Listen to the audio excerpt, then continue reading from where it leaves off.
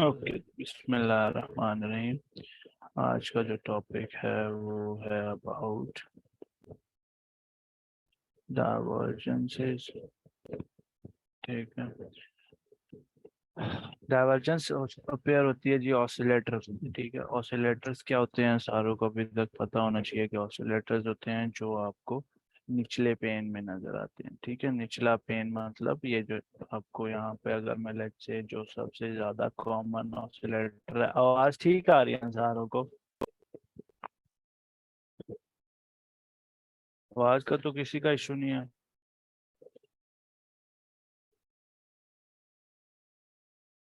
अच्छा, हाँ जी, ठीक है।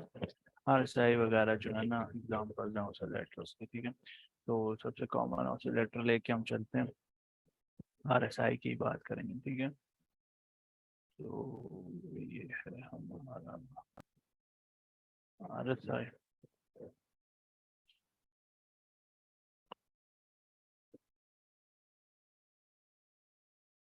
ठीक है, इसकी हम थोड़ी सी इसको विजिबल करने के लिए थोड़ा सा अपने लिए हम ये कर देंगे कि इसकी जो बैकग्राउंड वगैरह है वो सिंपल कर लेंगे और इसकी को वाइट एंड मोटा कर देंगे। ठीक है, बाकी बीच में ये overbought oversold zone हम अभी इस्तेमाल करेंगे नहीं, तो ज़रूरत नहीं है। ठीक है, हमें सिर्फ ज़रूरत जो है वो इस मेटल वाली लाइन की है। ठीक है, हमने ऊपर प्राइस सेक्शन चल रहा है और ये आप ऑसिलेटर्स जब इस्तेमाल करते हैं ना, कोशिश किया करें नॉर्मल कैंडल्स पर हो आप। ठीक है, क्योंकि RSI ने उठानी होती है, मतलब हर ऑसिलेटर में ना ने करंट कैंडल का क्लोज उठाना होता है। ठीक है, क्लोज करंट कैंडल जो भी है, तो उसका जो वहां पर भी क्लोज हो रहा है ना, ये देखें इसका क्लोज जो है वो करंट कैंडल जो है उसका क्लोज अब पोटेंशियली 111.45 पर होने वाला है। ठीक है, लेकिन अगर मैं नॉर्मल कैंडल्स पे शिफ्ट करूंगा दैट्स चेंज, 111.96 पे आ रहा है। ठीक है, तो ऑसिलेटर की वैल्यू चेंज हो जाती है। और क्योंकि ये ऑसिलेटर्स ये ध्यान रख के बनाए गए हैं कि हम बात जो कर रहे हैं वो आपके ऑसिलेटर्स में जो हम बात कर रहे हैं वो नॉर्मल कैंडल्स की rather than high connection candles की। ठीक है, तो हाई कनेक्शन कैंडल्स में इसलिए यूज करता हूँ क्योंकि मैं साइफर वगैरह यूज करता हूँ और मैं स्पाइडर लाइन वगैरह इस्तेमाल करता हूँ, तो उनके लिए सिर्फ हाई कनेक्शन चलते हैं इस वजह से। ठीक है, उनका और मैंने हाई कनेक्शन की के बारे में भी डिटेल में लेक्चर दिया हुआ है, तो जिसको नहीं पता वो जाके वो लेक्चर। एनीवेज, अगला जो आपकी दो क्लासेस हैं ना, जो आपकी फाइनल दो क्लासेस हैं। ठीक है, क्वालिटी ट्रेड्स की, उससे पहले से आपने कैंडलस्टिक पैटर्न्स क्या पढ़ के आने हैं। ठीक है, ये आपका होमवर्क टाइप चीज है, कैंडलस्टिक पैटर्न्स आदमी पढ़ के आने हैं। और फिर हम आखिरी दो लेक्चर्स जो हैं जो का इंशाल्लाह परसों और 23 तारीख है, परसों 23rd और 24th को हो जाएगी, आपकी लेक्चर्स खत्म हो जाएंगे इंशाल्लाह। ठीक है, अच्छा, तो अब ऑसिलेटर्स जो भी है ना, हर ऑसिलेटर के बारे में ना, अब जितने भी अभी मैंने आपको ऑसिलेटर्स का भी लेक्चर दिया हुआ है, ऑसिलेटर के बारे में हमने यही पढ़ा है कि और ऑसिलेटर्स जो होते हैं वो किसी ना किसी टाइप का ना ओवरबॉट या ओवरसोल्ड जोन बता रहे होते हैं। ठीक है, कैलकुलेशन का तरीका डिफरेंट होता है हर किसी का, RSI का और तरीका है, फिर मैकडी का और तरीका है, लेकिन हर किसी में ऑसिलेटर्स में इस तरह की समवट एक लाइन या दो लाइनें या किसी न किसी टाइप की लाइन की डिपिक्शन शो की जा रही होती है ऑसिलेटर्स में। ठीक है, सम टाइप ऑफ लाइन, जैसे अभी मैं यहाँ पे CCI खोल लूँ, ठीक है, कमोडिटी चैनल इंडेक्स खोल लूँ, या मैं यहाँ पे MFI खोल दूँ, मनी फ्लो इंडेक्स। ठीक है, ये सारे ऑसिलेटर्स हैं। ठीक है, हर किसी में एक ही टाइप की लाइन शो की जा रही है। ठीक है, अगर मैं इन सारों का स्टाइल एक जैसा कर दूं और इनका नाम हाइड कर दूं ना, तो आपको पता नहीं लगेगा कि ये क्या है, इंडिकेटर कौन सा है। ठीक है, सही है। तो ऑसिलेटर्स बेसिकली कैलकुलेशन जो है वो सारों की डिफरेंट होती है, लेकिन बेसिकली एक लाइन होती है। ठीक है, जो कुछ ना कुछ डाटा बता रही होती है। अब इस लाइन से हमने क्या किस किस्म का डाटा लेना है, किस किस्म की आउटपुट लेनी है। ठीक है, वो डिपेंड करता है कि वो ऑसिलेटर किस काम का है। जैसे मनी फ्लो इंडेक्स है वो 50 के ऊपर नीचे जाता है तो कुछ रिएक्शन देखने को मिलते हैं। जैसे RSI है वो 50 के ऊपर नीचे जाता है तो रिएक्शन देखने को मिलते हैं। ठीक है, apart from these general ideas कुछ डाइवर्जेंसेस भी होती है। ठीक है, जब ऑसिलेटर की बात प्राइस एक्शन नहीं मानता। ठीक है, या आप ऐसे समझ लें कि जब ऑसिलेटर और प्राइस एक्शन, ऑसिलेटर और PA, ठीक है, दोनों की बातों में डिफ्लेक्शन आ जाती है, डाइवर्जेंस आ जाती है, उस फिनोमेना को हम डाइवर्जेंस कहते हैं। ठीक है, अब ये कब कब अकर होती है, इसके क्या क्या वो होते हैं, क्या कौन कौन से टाइप्स होती हैं, वो सारी चीजें इसमें कवर करेंगे हम इंशाल्लाह। ठीक है, तो पहली पहली चीज है जी, जो दो टाइप्स वैसे ही जनरल आइडियाज होते हैं हमारे इसमें ऑसिलेटर्स में। पहले हम इसकी थ्योरी वगैरह पढ़ लेते हैं। ठीक है, वो फिर पहले मैं यहाँ थ्योरी वगैरह बना देता हूँ, उसके बाद हम उस पे चलेंगे, प्राइस सेक्शन पे चलेंगे। ठीक है, तो पहले हम इधर लिखते हैं जी रेगुलर डाइवर्जेंसेस। ठीक है, फिर आती हैं जी हिडन डाइवर्जेंसेस। ठीक है, रेगुलर होती हैं, हिडन होती हैं। ठीक है, कुछ एग्जैजरेटेड भी होती हैं लेकिन हम एग्जैजरेटेड के बारे में नहीं पढ़ेंगे। ठीक है, वो भी चलो मैं लिख देता हूँ, लेकिन उनको उनके बारे में चल पहले मैं हेडिंग शेडिंग डाल देता हूँ, उनके बारे में भी बता दूंगा। वैसे 6 टाइप की होती है, लेकिन ये जो टाइप सी होती है ना, इसको सी टाइप कहते हैं। ठीक है, जो सी क्लास, सी क्लास कहते हैं, ये जो अभी लिखने लगा हूँ एग्जैजरेटेड डाइवर्जेंसीज होती है। ठीक है, ये जो होती हैं ये बहुत ना इतनी ज्यादा इफेक्टिव नहीं होती इतनी, लेकिन एक सेंटिमेंट बनाने के लिए काफी होती हैं। ठीक है, तो ये होती हैं एग्जैजरेटेड, एग्जैजरेटेड डाइवर्जेंसीज। ये 3 टाइप की होती हैं। ठीक है, अब हर टाइप में एक बुलिश है, एक बेयरिश है, एक बुलिश है, एक बेयरिश है। ठीक है, तो वो भी ऊपर हम लिख देते हैं, फिर हम इनके इंटरसेक्शन पे बना देंगे। ठीक है, इनके इंटरसेक्शन पे हम वो बना देंगे, इसकी डिपिक्शन क्रिएट कर देंगे। ठीक हो गया जी, मैं अब लेट आया हूँ इस वजह से मैं ये बना के नहीं लेके आया, नहीं तो मैं लेक्चर ही बना देता इसको। मैं अभी आधे घंटे घंटे पहले। ओके, सो जो आपका रेगुलर डाइवर्जेंस है उसमें रेगुलर, जब अभी मैं यहाँ पे जो बनाऊंगा ना, regular bullish, regular bearish divergence. ठीक है, रेगुलर बेयरिश बनाऊंगा और रेगुलर बुलिश डाइवर्जेंस जो बनाऊंगा, फिर हिडन बुलिश, हिडन बेयरिश। ठीक है, इस तरह की सिचुएशन, फिर एग्जैजरेटेड और एग्जैजरेटेड बुलिश और एग्जैजरेटेड बेयरिश, ये 6 टाइप की डाइवर्जेंसेस में बनाऊंगा। ठीक है, अब इन डाइवर्जेंसेस के बनाते वक्त एक कलर में ऑसिलेटर के लिए यूज करूंगा, let's say I will use एक कलर में यूज करूंगा आपकी उसके लिए क्या नाम है, प्राइस सेक्शन के लिए, ये वट एवर पर्पल कलर है। ठीक है, एक कलर में प्राइस सेक्शन के लिए यूज करूंगा। ठीक है, ये लोअर लो क्रिएट हो रहा है। ठीक है, और लेट्स से चलो पहले प्राइस सेक्शंस बना लेते हैं सारे, फिर हम दूसरे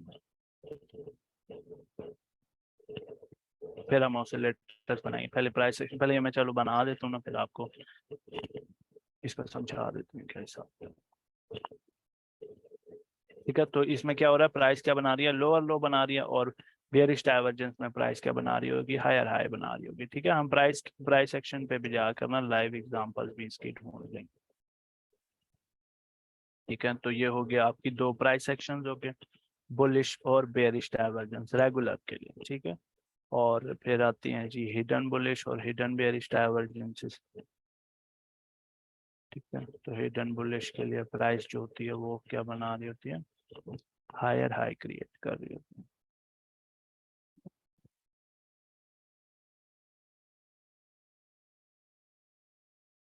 अब इस पर डबल बॉटम वाली कहानी नहीं करने लग जाना ना, हमें लोज वगैरह पर ध्यान देना है। ठीक है, लोज एंड हाइज पर ध्यान देना। अच्छा, ये हो गया। फिर है जी आपका क्या है, ये हिडन बेयरिश डाइवर्जेंस। ठीक है, हिडन बेयरिश के लिए लोअर हाई बन रहे होते हैं। मैं ये एक्सप्लेन करूंगा अगर किसी को अभी तक समझ नहीं आ रही और वो कह रहा है हाँ जी ये मॉन्टी क्या बात कर रहा है, तो उस बारे में भी अभी मैं बताऊंगा, टेंशन नहीं। ठीक हो गया। फिर है जी एग्जैजरेटेड, इसके बारे में बना देते हैं। एग्जैजरेटेड बुलिश जो होती है उसमें आपके सेम लोज बन रहे होते हैं, और एग्जैजरेटेड बेयरिश जो होती है उसमें आपके सेम हाइज बन रहे हैं। Equal equal. ठीक हो गया। अब ये सारे हो गए हम प्राइस एक्शन, जो प्राइस में मूवमेंट हो रही होती है। अब क्योंकि हम इसको कंपेयर कर रहे हैं ना, कंपेयरिंग विद ऑसिलेटर, तो इसके साथ हर बार ऑसिलेटर की भी रीडिंग देखी जा रही होगी, तब आपको ना डाइवर्जेंस एक्चुअली नजर आएगी। ठीक है, तो उसके लिए हम ड्रॉ करते हैं हाईलाइटर से, हाईलाइटर से। ओके, तो इसके लिए जो आपका हिडन बुलिश डाइवर्जेंस होती है ना, उसमें आपका क्या हो रहा है, प्राइस लोअर हाई बना रही होती है, लेकिन ऑसिलेटर जो होता है ना वो हायर लो बना रहा होता है। ठीक है, तो समथिंग लाइक दिस हियर। ठीक है, हायर हाई बना। फिर जो हिडन बेयरिश होती है, रेगुलर बेयरिश डाइवर्जेंस होती है, उसमें क्या होता है कि प्राइस हायर हाई क्रिएट कर रहा होता है, लेकिन ऑसिलेटर जो होता है वो लोअर हाई क्रिएट बन रहा होता है, करा रहा होता है। ठीक है, ये हाई और फिर ये लो, थोड़ा गलत था, ये हाई और ये लो, नहीं ये भी सेम है अगेन। ठीक है, समथिंग लाइक ये होगी दो। उसके बाद है आपका हिडन बुलिश डाइवर्जेंस। ठीक है, हिडन बुलिश डाइवर्जेंस। ठीक है, हिडन बुलिश डाइवर्जेंस में प्राइस हाई क्रिएट करी होगी और आपका oscillator whatever you are using वो लोअर हाई क्रिएट कर रहा होगा। ठीक है, और इसी का रिवर्स पॉसिबल ट्रू है आपका हिडन बेयरिश में, कि प्राइस जो है वो लोअर हाई क्रिएट कर रही है और आपका जो ऑसिलेटर है वो हायर हाई क्रिएट कर रहा है। ठीक है,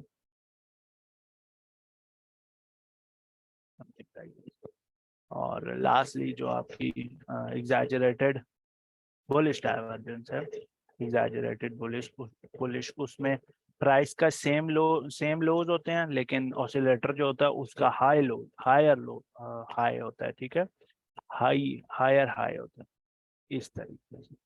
और इसी का प्राइस का जो सेम हाई है, प्राइस के हाई सेम है और ऑसिलेटर लो चला गया।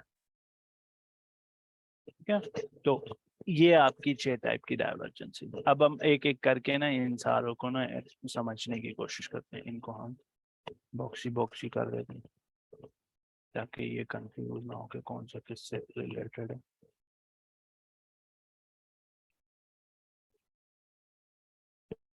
ठीक है जी, अगले टाइम बार में इसका लेक्चर भी बना दूंगा, अब बार बार बनाने में तंग होता हूँ। ठीक है, अब यहाँ पे पहले अब इसकी एक्सप्लेनेशन देखेंगे, हम इसको सारों को लॉक कर देते हैं ताकि ये हिल जुल ना करे।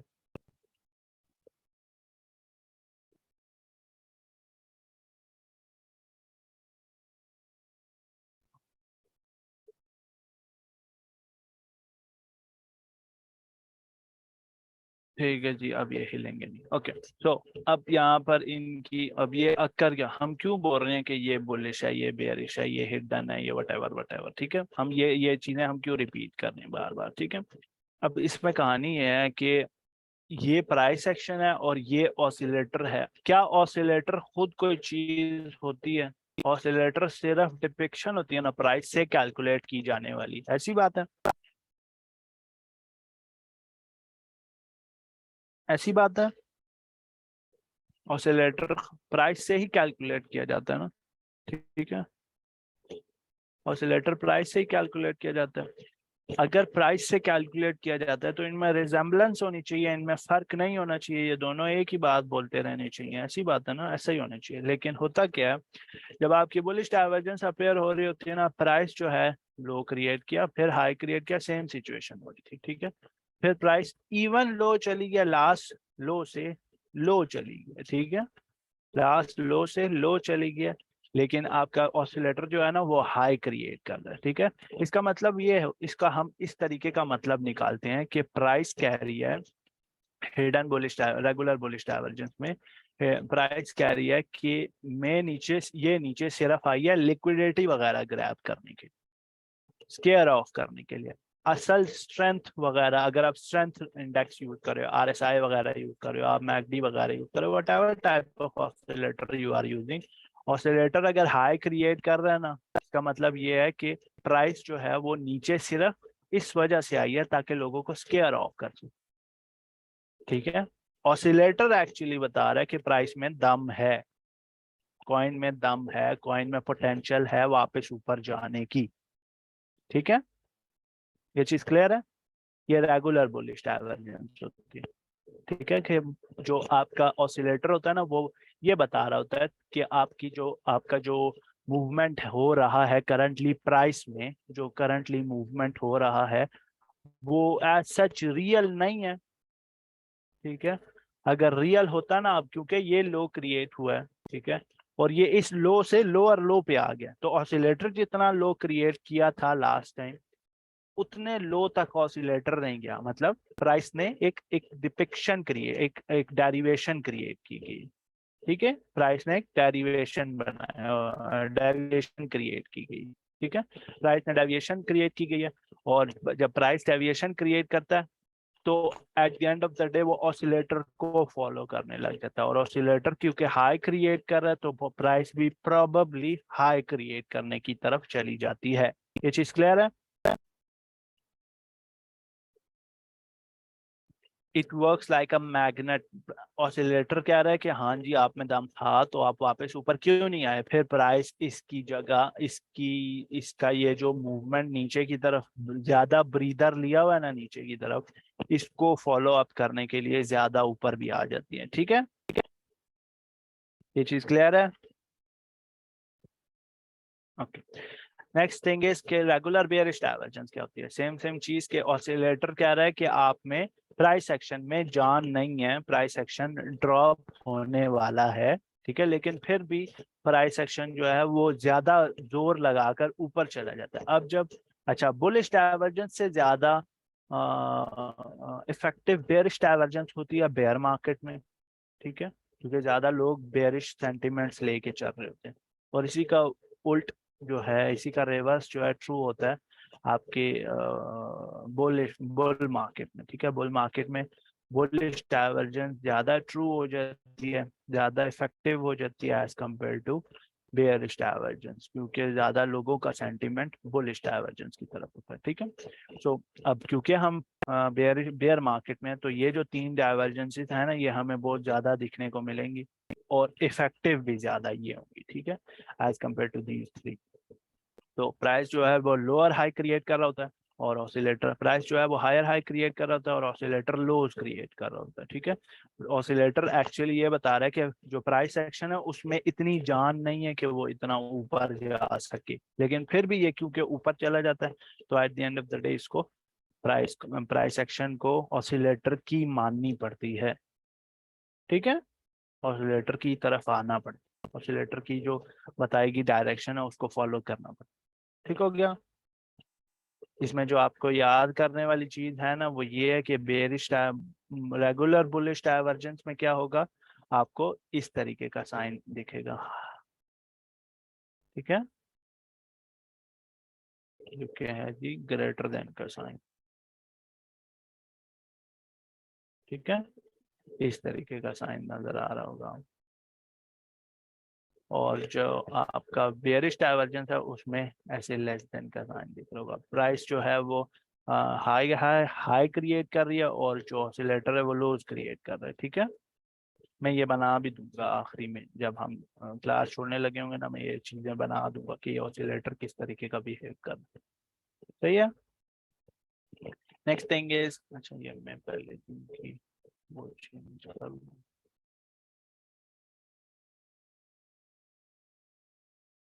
ओके, क्योंकि आखिरी में मैं वो बनाऊंगा। ओके, सो बुलिश बेयरिश ये क्लियर हो गई है। अब हिडन बुलिश डाइवर्जेंस और हिडन बेयरिश डाइवर्जेंस क्या होती है? ये क्लास बी डाइवर्जेंसेस होती हैं। अब इन डाइवर्जेंसेस में क्या बताई जाती है? हिडन बुलिश डाइवर्जेंस क्या होती है कि प्राइस हाई क्रिएट कर रहा है, ठीक है, प्राइस ऊपर जा रही है, लेकिन ऑसिलेटर लो क्रिएट कर रहा है। अब इसको आप इस तरह समझे ना, हिडन बुलिश डाइवर्जेंस को, कि एक एक ठीक ठाक बॉडी बिल्डर है, ठीक है, वो थोड़ा सा जोर लगाकर एक हैवी ऑब्जेक्ट उठा लेते, समझ आ रही है? थोड़ा सा जोर लगाकर एक हैवी ऑब्जेक्ट उठा लेते। सो this is that body builder जिसने एक हायर हाई क्रिएट किया without using too much force, ठीक है। ये फोर्स इतनी पहले अप्लाई की थी, अब इससे ऊपर चला गया, हालांकि प्राइस नीचे आई हुई, ऑसिलेटर नीचे आया हुआ है, ठीक है, मतलब इसने अपना जोर नहीं लगाया। तो जब ये जोर लगाएगा तो प्राइस इवन हाई चली जाएगी, इवन हायर देन लास्ट लो, लास्ट हाई, ठीक है। ये समझ आ रही है? इसको इस तरीके से मैंने, क्योंकि ये चीजें इस तरीके से याद की है ना, कि ऑसिलेटर ने अपना जोर ही नहीं लगाया, ऑसिलेटर ने अपना जोर भी नहीं लगाया, और प्राइस जो है वो ठीक ठाक ऊपर चली गया है। तो जब ऑसिलेटर जोर लगाएगा तो प्राइस अच्छा पंप दे सकती है, लेकिन क्योंकि ये क्लास बी डाइवर्जेंस है और ज्यादा लोग इसको फॉलो भी नहीं करते, क्योंकि ये बाय एंड सेल वाली गेम है, लोग घुसेंगे तो आप घुस के प्रॉफिट निकालेंगे ना, ठीक है। तो that's what you have to keep an eye on, ठीक है। Regular bullish divergence, regular bearish divergence जो है ना, ये दोनों सबसे ज्यादा अपेयर और इफेक्टिव होती है, ठीक है। अनदर थिंग इज के जो आपकी हिडन बुलिश और हिडन बेयरिश डाइवर्जेंस है ना, इनके साइंस इधर फ्लिप हो जाते हैं। देखो मैंने यहाँ पे क्या क्रिएट किया, रेगुलर बुलिश डाइवर्जेंस के लिए ग्रेटर देन का साइन, वो साइन यहाँ पर ऐसे अपेयर हो जाता है बेयरिश में, ठीक है। और जो बेयरिश का साइन है लेस देन का, वो हिडन बुलिश में अपेयर हो जाता है। यहाँ पे प्राइस हाई क्रिएट कर रही है और ऑसिलेटर लो क्रिएट कर रही है, इसमें प्राइस लो क्रिएट कर रही थी प्राइस, और ऑसिलेटर हाई क्रिएट कर रहा है, ठीक है। ये अभी आखिरी में मैं जब बनाऊंगा ना, इनके डॉटेड लाइंस क्रिएट करूंगा, फिर आपको और अच्छे से समझ आ जाएगी, ठीक है।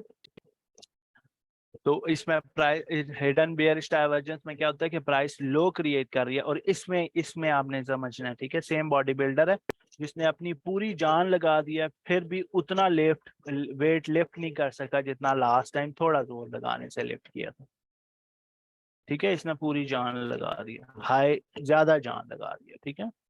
तो अब ये चांसेस है कि वो बॉडी बिल्डर अपना वो जो वेट है ना वो ड्रॉप करने वाला है, तो price in that sense drop होने वाली है अच्छी तरीके से, सही है।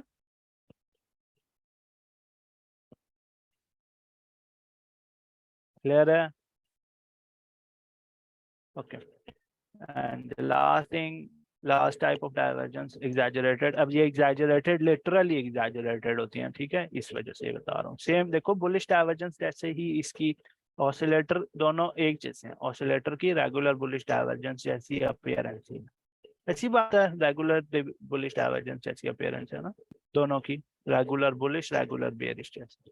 अब इसमें ये होता है, इसको एग्जैजरेटेड इस वजह से कहते हैं क्योंकि प्राइस जो है ना वो समवट उसी लेवल पर आई हुई होती है, ठीक है।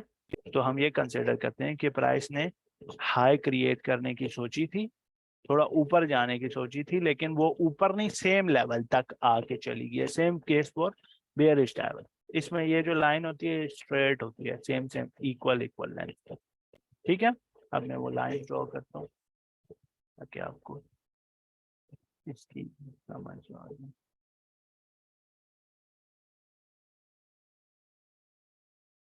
अच्छा, इनमें जो आपको वो नजर आएगी ना, क्या नाम है,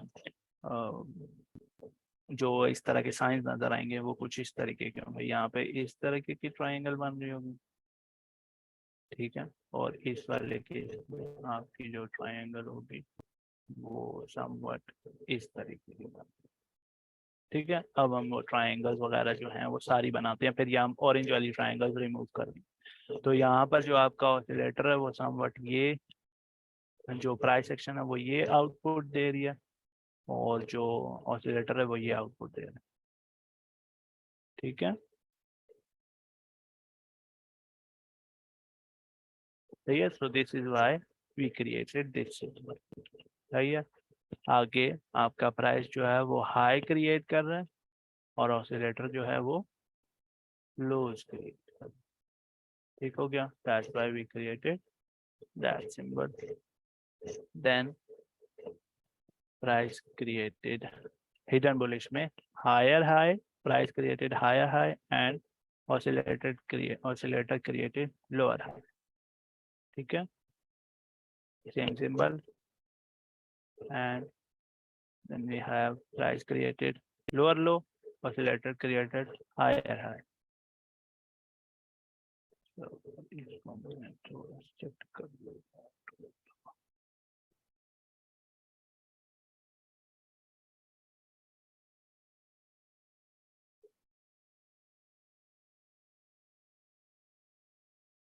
सही है जी, इंशाल्लाह इसका मैं लेक्चर बना दूंगा ताकि बार बार मुझे ही ना बनानी पड़े।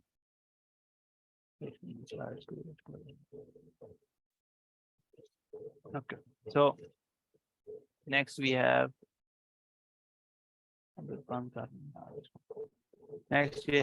this equal lows but higher highs. ठीक है, equal lows but higher highs on the oscillator, then equal highs but lower lows on the oscillator। ठीक है जी, ये आपकी डिपिक्शंस बन गई थोड़ी थोड़ी। ठीक है, अब यहाँ पर एक चीज नोटिस करने वाली है। ठीक है, जब मैं ये लाइंस ड्रॉ कर रहा हूँ ना, बुलिश डाइवर्जेंस के लिए मैं ऑसिलेटर के भी नीचे लाइनें लगा रहा हूँ, प्राइस के भी नीचे लाइनें लगा रहा हूँ। ठीक है, और बेयरिश डाइवर्जेंस के लिए मैं ऑसिलेटर के भी ऊपर लाइनें लगा रहा हूँ और प्राइस के भी ऊपर लाइन लगा रहा हूँ। ठीक हो गया, ये चीज क्लियर है ना। हम बेयरिश डाइवर्जेंस ढूंढते हैं जब तो प्राइस को ऊपर से, ऑसिलेटर को ऊपर से हाइज एनालाइज करते हैं। ठीक है, प्राइस के हाइज और ऑसिलेटर्स के हाइज। लेकिन जब हम बुलिश डाइवर्जेंसेस निकाल रहे होते हैं तो हम ऑसिलेटर के भी लोज ढूंढ रहे होते हैं और प्राइस के भी लोज देख रहे होते हैं किस तरीके के बिहेव कर रहे हैं। ठीक हो गया, so this was your theoretical lecture वाला पार्ट। और अब हम चलते हैं थोड़ा लाइव चार्ट पर, हम ढूंढते हैं कि हमें डाइवर्जेंस दिखी है या नहीं दिखी, या क्या हिसाब है उस डाइवर्जेंस का। ठीक हो गया जी, okay, so this has been gone now we will try to find divergences on our oscillators। ठीक है, जो सी भी जैसी भी नजर आएगी ना वो हम यहाँ पर ढूंढ देंगे। ठीक है, अब ये देखें प्राइस क्या कर रही है, ये मुझे बताते जाना साथ साथ। ये क्या कर रही है, प्राइस लो क्रिएट कर रही है ना, है ना, और ऑसिलेटर क्या क्रिएट कर रहा है, हाई। ये कौन सी डाइवर्जेंस है, और मैं ऊपर की तरफ मार्क कर रहा हूँ। ठीक है ना, है ना, ऊपर की तरफ मार्क कर रहा हूँ। तो ये कौन सी डाइवर्जेंस है, कौन सी, बेयरिश।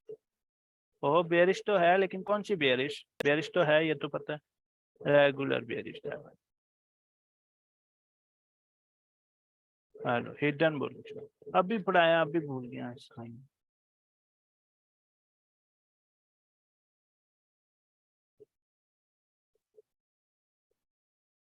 ये देखो प्राइस के ऊपर लोज क्रिएट हुए हैं इस तरीके से, और ऑसिलेटर के ऊपर हाई, ऊपर की तरफ हाई क्रिएट। ठीक है, ये कौन सा हिडन बेयरिश है। ठीक हो गया जी, अभी दोबारा मुझे ये शीट खोलने की जरूरत ना पड़े, ध्यान देख के पढ़े। सही हो गया। अच्छा जी, इसके बाद हम बुलिश ढूंढते हैं। अब ये देखें, ये एग्जैजरेटेड बुलिश डाइवर्जेंस है, ये सेम सेम लोज बने हुए हैं और इस पे आपका हाइज बन रहे हैं। क्या उसके बाद इफेक्ट नजर आ रहा है, ऐसे ही हो रहा है ना, ऐसे ही हो रहा है।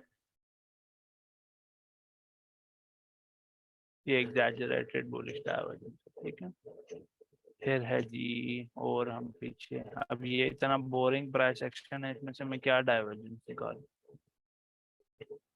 अब यहाँ पे ये आपकी रेगुलर बुलिश डाइवर्जेंस, ये लोज क्रिएट हो रहे हैं और ये हाइज बन रहे हैं। ऐसी बात है।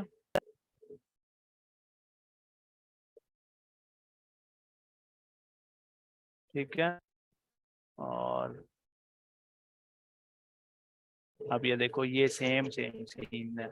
अब ऐसा होना चाहिए प्राइस एक्शन को और ऑसिलेटर को, ठीक है। ये देखो हाई और ये हाई लोज है ना, और यहाँ पे लोज क्रिएट है। दिस मीन्स के ये दोनों एक ही डायरेक्शन में मूव हो रहे हैं, so there is no divergence here in this particular scene, ठीक है।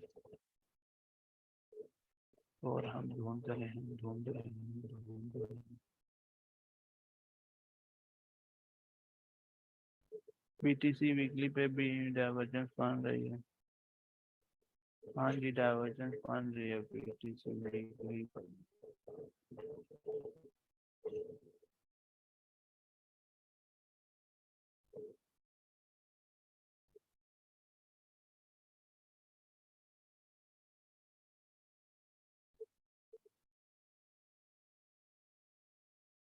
ठीक है जी, ये आपकी रेगुलर बुलिश डाइवर्जेंस जो है ये वीकली पर बन गया, लेकिन ये तब अपेयर होगी ना, तब कंफर्म होगी जब एक कोई वीकली कैंडल ना कंफर्म डाइवर्जेंस का कंफर्म तब होता है ना कि एक कोई वीकली कैंडल जो है ना वो आपकी ऊपर क्लोज हो, ग्रीन क्लोज हो, ठीक है। तब आपका मतलब जो ऑसिलेटर है वो टर्न होना शुरू हो चुका है, ठीक है। तो ये डाइवर्जेंस है, ये डाउन साइड जा रही है और ये आपकी अप साइड जा रही है, ये डाइवर्जेंस है जो वीकली बुलिश डाइवर्जेंस। यहाँ पे एक बेरिश डाइवर्जेंस भी है जो कि बहुत बड़ी थी, ये वाली और ये वाली, ठीक है। और यहाँ पर से अराउंड इस रीजन से शॉर्ट भी ओपन हुआ, ठीक है। ये सारी नजर आ रही है ना, तो इस तरह की डाइवर्जेंस हर आपके नहीं RSI की सेटिंग छेड़नी नहीं है, 14 पर ही रखना है। बाकी कोई सेटिंग से स्टाइल वगैरह से फर्क नहीं पड़ता, बस ये लेंथ नहीं छेड़नी है आपने, ठीक है। 14 ही रखनी है क्योंकि 14 ज्यादातर लोग यूज करते हैं। तो क्योंकि हम हर्ड ट्रेडिंग करते हैं, तो हर्ड ट्रेडिंग में सीन ये होता है कि आपको ना लोगों वाली सेटिंग रखनी पड़ती है।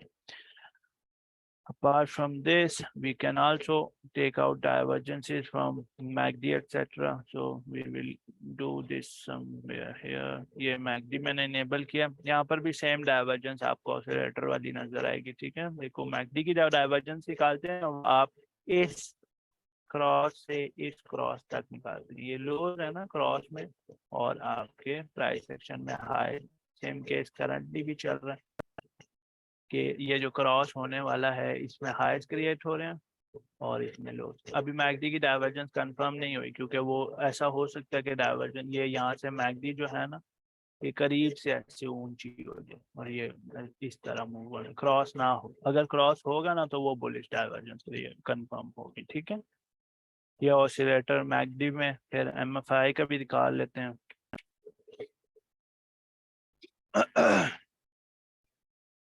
मनी फ्लो इंडेक्स का भी निकाल लेते हैं, ठीक है। मनी फ्लो इंडेक्स में ये आपका देखें, इसमें भी हायर हाइज बन रहे हैं और प्राइस एक्शन में लोज बन रहे हैं, सेम चीज। At the end of the day oscillator कोई सा भी हो, आपको डाइवर्जेंस जो है वो निकालने का पता होना चाहिए, क्योंकि डाइवर्जेंस सिर्फ क्या है कि ऑसिलेटर की रिस्पेक्ट नहीं कर रहा प्राइस एक्शन। सेम चीज यहाँ पर, ठीक है।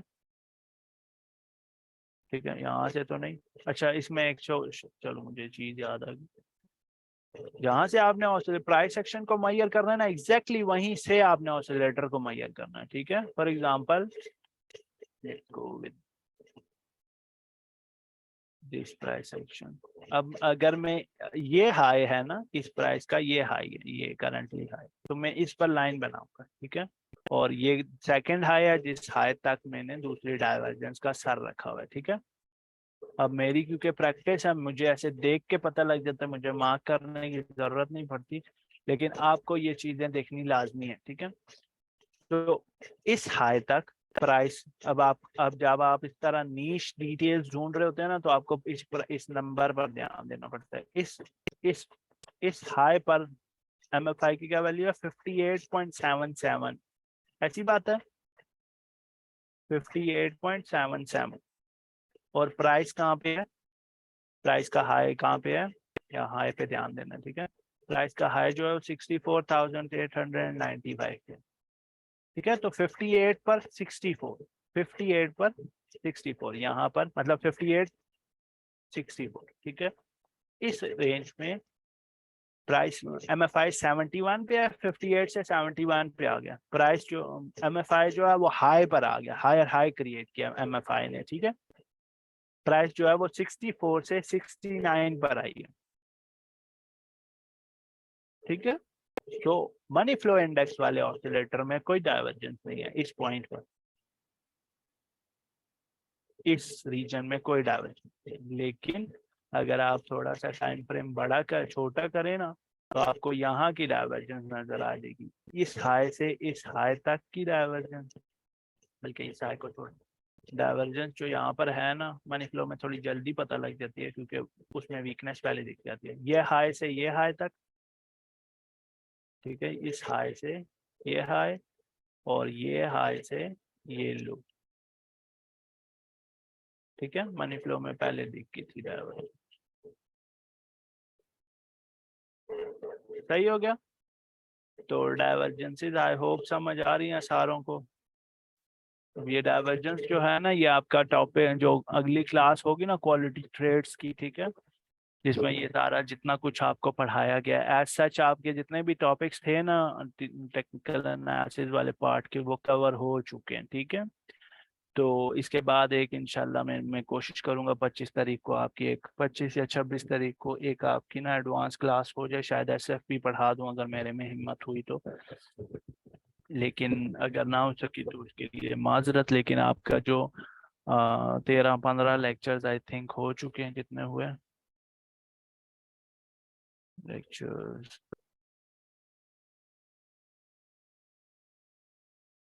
13 ये हुए, और आज 14वां हो रहा है, 15-16 दो और हो जाएंगे, ठीक है, 2 लेक्चर और होंगे। तो 16 लेक्चर्स का आपका 15 होने चाहिए थे, वैसे एक लेक्चर एक्स्ट्रा भी हो गया मेरा, आज भी नहीं, इस बार बहुत क्लासेस भी हैं। तो वैसे तो 10-12 लेक्चर में खत्म हो जाता होता है कोर्स। तो आपका ये जो कोर्स था उसमें ये वाला आखिरी टॉपिक था, इसके बाद रिवीजन होगी और कुछ एक्स्ट्रा टिबिट्स जो है ना, जिनके लिए पूरा पूरा लेक्चर लगाना इम्पोर्टेंट नहीं है, तो वो मैं क्वालिटी ट्रेड्स में वो चीज़ कवर करा दूंगा कि हम जब एनालिसिस करने बैठते हैं तो हम किस टाइप के एनालिसिस, किस टाइप की चीज़ें देखते हैं, किसको किस टाइप की हम प्रायोरिटी कंसिडर करते हैं, ये सारी चीज़ें देखेंगे हम, ठीक है। अभी किसी का कोई क्वेश्चन है वो पूछे, लेक्चर में ऑफ कर रहा हूँ, तो इसके आगे सारा Q&A है, ठीक है। और अगर किसी का क्वेश्चन है तो वो मुझसे पूछ ले अभी। बल्कि पता नहीं, मैंने किसी बोल देखते हुए लिखते हुए देखा था कि वो कह रहा था कि Q&A भी रहने दिया करे रिकॉर्डिंग में। रिकॉर्डिंग ऑफ कर दूं या Q&A रहने दूं रिकॉर्डिंग में? ये जो 10-12 बंदे बैठे हुए हैं ये बता दें।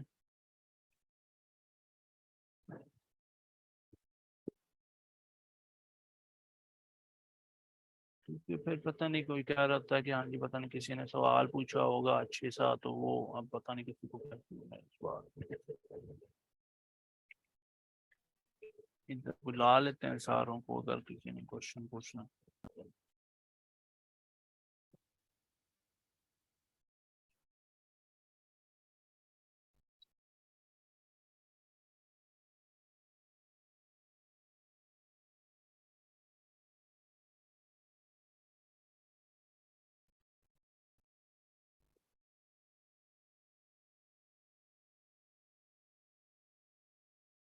अच्छा जी, इस मंथ बहुत कुछ सीखना, अब मार्केट समझ आ जाती है और सिग्नल के बगैर ट्रेड कर लेता हूँ, चंगी गल। This was the purpose of it. अच्छा, जो लेक्चर अभी रिकॉर्डिंग देख रहे हैं ना, वो लेक्चर बेशक अभी ऑफ कर दें, क्योंकि आगे सेशन जो है उसमें सिर्फ भाषा थ्योरी होगी और मैं इनके आंसर्स का ही जवाब है। सर आप कौन कौन से ऑसिलेटर यूज करते हैं? मैं साइफर यूज करता हूँ भाई, उसमें कोई 8-9 टाइप के ऑसिलेटर्स हैं, वो सारे इस्तेमाल करता हूँ। ऐसा नहीं है कि मैं RSI यूज नहीं करता, RSI भी इस्तेमाल करता हूँ। अब यहाँ पे आपको साइफर नजर आएगा, साइफर में RSI दिखा देता हूँ मैं पहले बता चुका हूँ इस बारे में।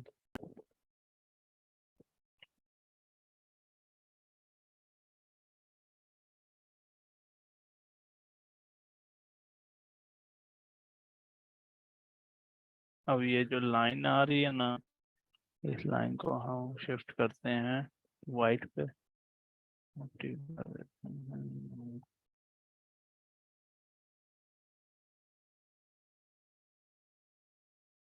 ठीक है, इसमें आपको यहाँ साइफर में RSI नजर आ रहा है, वाइट वाली लाइन। ठीक है, RSI में ये वाइट वाली लाइन भी यूज करते हैं। इसके अलावा 2-3 टाइप के और ऑसिलेटर है, इसमें 2 RSI ये कोड किए हुए मैंने खुद इसमें, ये रेड वाला और ये पिंक वाला। पिंक है, पता नहीं क्या ही कलर है, जो कलर चेंज करता है रेड वाले के साथ। और ये वीवॉप है, ये ट्रिगर वेव्स हैं, ये मनी फ्लो इंडेक्स है, ये जो माउंटेन्स और लेकिन ये जो है हाई कनेक्शन पर इस्तेमाल होता है। और किसी का कोई क्वेश्चन है, serious question about this lecture?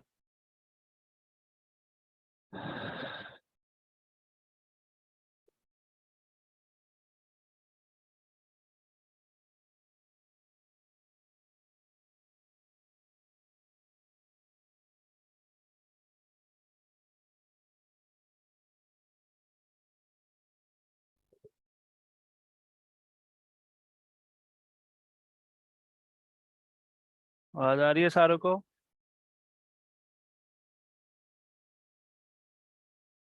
ठीक है, आई थिंक और किसी का कोई क्वेश्चन नहीं है।